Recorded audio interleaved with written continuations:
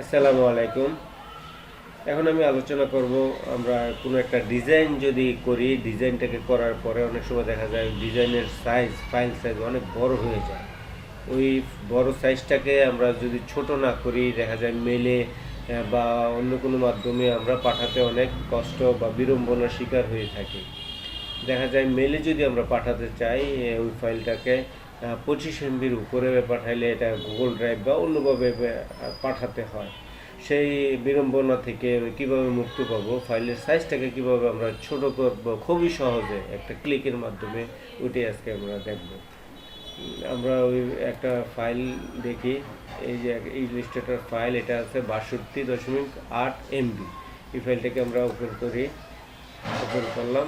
Open করার পরে আমি ফাইল থেকে সেভ এজ ক্লিক করলাম। সেভ এজ ক্লিক করার পরে এই আছে, আমরা জাস্ট সেভে ক্লিক করলাম। আমরা এখানে একটা নাম্বার দিয়ে নিই, অন্য একটা ফাইল বানাই 01 দিয়ে। ওকে, সেভ বাটনে ক্লিক করলাম। এরপরে আমি এখান থেকে জাস্ট অপশনে গিয়ে ক্রিয়েট পিডিএফ, এই অপশনটাকে আমি উঠিয়ে দিলাম। উঠিয়ে দিয়ে জাস্ট ওকে বাটনে ক্লিক করলাম। ফাইলটা সেভ হয়ে গেল।